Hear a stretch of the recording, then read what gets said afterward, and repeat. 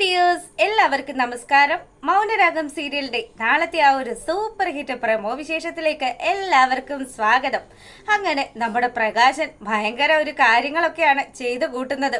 തന്റെ മകനെ പുറത്തിറക്കിയത് നാട് നീളെ കടന്ന് നമ്മുടെ പ്രകാശൻ ആൾക്കാരെയൊക്കെ കാണിച്ചും കൊടുത്തു. അങ്ങനെ അവസാനം സോണിയുടെയും അതുപോലെ തന്നെ ആൽബിയുടെയും മുന്നിൽ ചെന്ന് പെട്ടു. പിന്നീടാണെങ്കിലോ പ്രകാശൻ തന്റെ മകന് നല്ലൊരു ഉപദേശം കൊടുക്കുകയാണ്. മോനെ, ദേ അച്ഛൻ പറയുന്ന കാര്യങ്ങൾ ഇനിയെങ്കിലും നീ ഒന്ന് അനുസരിക്കണം. ഇപ്പം നമ്മുടെ ജീവിതത്തിൽ നല്ലൊരു വെളിച്ചമുണ്ട്. ആ വെളിച്ചം നീ ആയിട്ട് തല്ലിക്കെടുത്തരുത്. ഒരിക്കലും പഴയ രീതിയിലേക്കൊന്നും നീ പോവരുത് എന്നും ഒക്കെ പറഞ്ഞു. അപ്പം അവനാണെങ്കിലോ വിക്രത്തിന് ഇതൊക്കെ കേട്ട് കഴിയുമ്പോഴത്തേക്കിനും, അച്ഛാ, ഞാൻ എങ്ങനെ പഴയ രീതിയിലേക്ക് പോവാതെ ഇരിക്കും? എന്നെ ജയിലിലിട്ട് തല്ലിച്ചതച്ചതിനൊക്കെ കാരണക്കാര് ഇവിടെ സുഖസുന്ദരമായിട്ട് ജീവിക്കുമല്ലേ. അതുകൊണ്ട് അവരോടൊക്കെ പകരം ചോദിക്കാതെ ഈ വിക്രത്തിന് അടങ്ങിയിരിക്കാൻ പറ്റത്തില്ല എന്ന് പറഞ്ഞു. മോനെ വിക്രം, നിനക്ക് നിന്റേതായിട്ടുള്ള തീരുമാനങ്ങളൊക്കെ എടുക്കാം. പക്ഷേ നീ അപ്പോഴും ചിന്തിക്കേണ്ടുന്ന 2 പേരുണ്ട്. നിനക്ക് വേണ്ടി മാത്രം മറ്റാൾക്കാരെയൊക്കെ തള്ളിക്കളഞ്ഞിട്ട് നിന്നോടൊപ്പം നിന്ന നിന്റെ അച്ഛനും അതുപോലെ തന്നെ അമ്മുമ്മയും.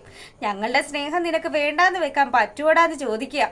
അപ്പൊ പ്രകാശന്റെ ഈ ഒരു സെന്റിമെന്റ്സ് അടിച്ച ഡയലോഗ് കേൾക്കുമ്പോഴത്തേക്കിനും നമ്മുടെ വിക്രം അതിൽ മൂക്കും കുത്തി വീഴുക. ശരി, ഞാൻ നന്നായിക്കോളാം. അച്ഛൻ പറയുന്നത് പോലെ തന്നെ കാര്യങ്ങളൊക്കെ ഞാൻ അനുസരിച്ച് ഇനി മുന്നോട്ട് പോയിക്കോളാന്നും പറഞ്ഞു. അങ്ങനെ നമ്മുടെ കാർത്തിക അവൾ പറഞ്ഞു കൊടുത്തതനുസരിച്ച് അവൾക്ക് വേണ്ടിയിട്ടുള്ള ആ ഒരു സ്ഥാപനങ്ങളുടെ നടത്തിപ്പൊക്കെ നമ്മുടെ വിക്രം മുന്നിട്ട് നിന്ന് ചെയ്യാമെന്നൊക്കെയുള്ള വാക്ക് നമ്മുടെ പ്രകാശന്റെ അടുത്ത് പറഞ്ഞു. പ്രകാശന് ഇതിൽ പരം ഒരു സന്തോഷം കിട്ടാനേ ഇല്ല. അങ്ങനെ പുന്നാര മോനെയും കെട്ടിപ്പിടിച്ച് പ്രകാശൻ അവിടുന്ന് പോവാണ്. പിന്നീടാണെങ്കിലോ നമ്മളെ കാണിക്കുന്നത് നമ്മുടെ കല്യാണിയാണ്. കല്യാണി എത്തിയ പാടെ തന്നെ ദീപയുടെ അടുത്തേക്ക് ചെന്നു. അമ്മേ, ഇന്ന് ഓഫീസിലൊരു സംഭവം ഉണ്ടായി. എന്താ മോളെ, എന്താ സംഭവം ഉണ്ടായത്? അതൊക്കെ പറയാം അമ്മേ. ദേ, ഇന്ന് വിക്രത്തെയും കൂട്ടിയിട്ട് അച്ഛൻ അവിടെ വന്നിട്ടുണ്ടായിരുന്നു. അയാൾ എന്തിനാ ഓഫീസിലേക്ക് വന്നത്? അല്ല, വിക്രം ഇപ്പൊ പുറത്തിറങ്ങി. അവന്റെ ശിക്ഷയൊക്കെ കഴിഞ്ഞു എന്ന് ദീപ ചോദിക്കുകയാണ്. അവന്റെ ശിക്ഷയൊക്കെ കഴിഞ്ഞു. അവന് തൽക്കാലം ജാമ്യമൊക്കെ കൊടുത്തു. അങ്ങനെ അവൻ പുറത്തിറങ്ങിയിട്ടുണ്ട്. അല്ല മോളെ, അതിനൊക്കെ ഒരുപാട് പൈസയൊക്കെ ആവില്ലേ? ഇതൊക്കെ എങ്ങനെ സാധിച്ചു എന്ന് ദീപ ചോദിക്കുകയാണ്. അപ്പൊ കല്യാണി പറയുന്നുണ്ട്, അമ്മേ, അച്ഛൻ എവിടെയോ ഒരു പുളിങ്കോപ്പിൽ പോയി പിടിച്ചിട്ടുണ്ട്.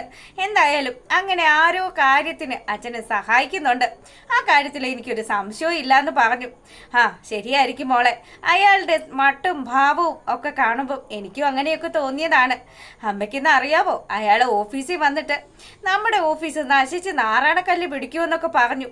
ആ മഹാഭാവി പ്രാഗി കഴിഞ്ഞാൽ എങ്ങനെ ഫലിക്കാനാ മോളെ?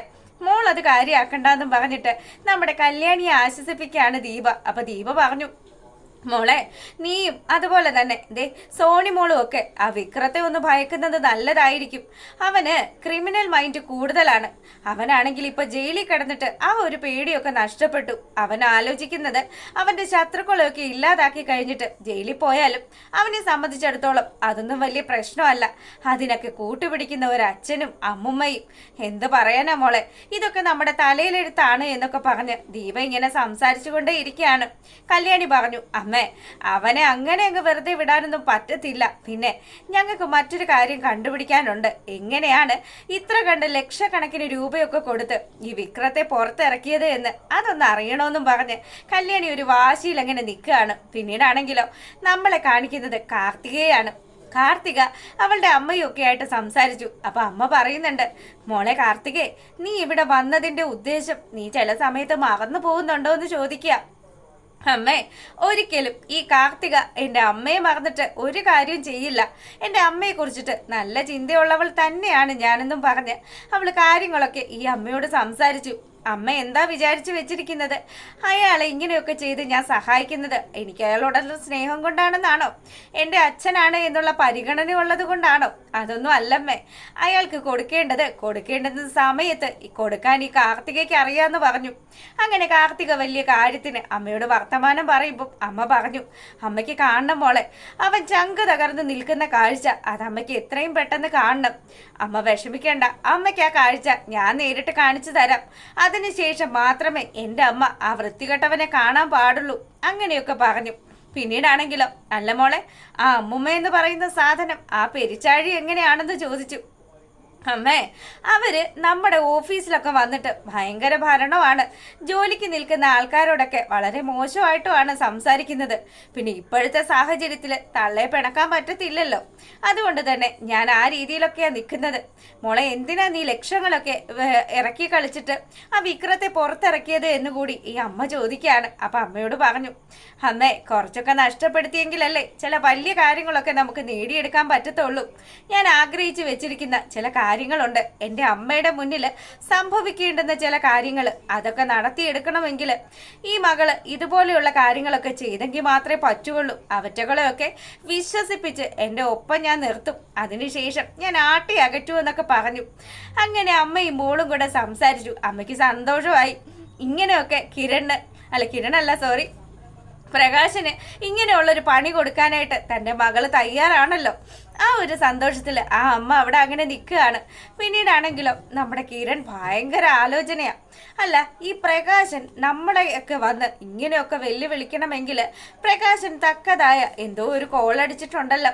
കല്യാണി, നിനക്ക് അതിനെക്കുറിച്ചിട്ട് എന്തെങ്കിലും ഒരു ധാരണയുണ്ടോ എന്ന് ചോദിക്കുക. അപ്പൊ കല്യാണി പറഞ്ഞു, എൻ്റെ കിരണേട്ടാ, ഒന്നെങ്കിൽ നിങ്ങളുടെ അങ്കിള് സഹായിക്കണം, അല്ലെങ്കിൽ മറ്റാരെയെങ്കിലും ഒക്കെ പറ്റിക്കണം. പിന്നെ ഇപ്പൊ ശരണ്യൊന്നും ആയിട്ട് അത്ര കണ്ട് നല്ല ബന്ധത്തിലല്ലല്ലോ. അതുകൊണ്ട് അവരെ പോലെയുള്ള ആരും സഹായിക്കില്ല. പിന്നെ അങ്കിളിന്റെ കാര്യം പറയേ വേണ്ട, അങ്ങേര് തെണ്ടി കുത്തുപാളം എടുത്ത് നിൽക്കുമല്ലേ. അതുകൊണ്ട് ആരാണ് സഹായിച്ചത് എന്നൊന്നും അറിയത്തില്ല. എന്തായാലും കാര്യമായിട്ട് ആരോ സഹായിക്കുന്നുണ്ട്. അത് നമുക്ക് കണ്ടുപിടിക്കാതെ പറ്റത്തില്ല. ഏതോ ഒരു പാവപ്പെട്ടവനെ ഇവന്മാരൊക്കെ കൂടി ചേർന്ന് പറ്റിക്കുന്നുണ്ട്. അവനെ നമുക്ക് രക്ഷപ്പെടുത്തണമെന്നൊക്കെ പറഞ്ഞ് കിരൺ ഇങ്ങനെ സംസാരിക്കുകയാണ്. അങ്ങനെ കിരണും കല്യാണിയും കൂടെ ആരായിരിക്കും ഈ ഒരാള്? അയാൾ എന്തിനു വേണ്ടിയിട്ടായിരിക്കും പ്രകാശനെ സഹായിക്കുന്നത് എന്നൊക്കെ ആലോചിച്ച് തല പുകഞ്ഞു നിൽക്കുന്നത് കാണിച്ചുകൊണ്ടാണ് ഇന്നത്തെ ആ ഒരു വിശേഷം അവസാനിച്ചത്. അപ്പം നിങ്ങൾക്ക് കഥ ഇഷ്ടപ്പെട്ട് കഴിഞ്ഞാൽ ലൈക്ക് ചെയ്യാനും കമൻറ്റ് ചെയ്യാനും സബ്സ്ക്രൈബ് ചെയ്യാനും ഒന്നും മറക്കരുത്. എല്ലാവർക്കും നല്ലൊരു രാത്രിയൊക്കെ ആശംസിച്ചുകൊണ്ട് നമ്മൾ വീഡിയോ വൈൻഡപ്പ് ചെയ്യാണ്. അപ്പോൾ okay, good night, thank you.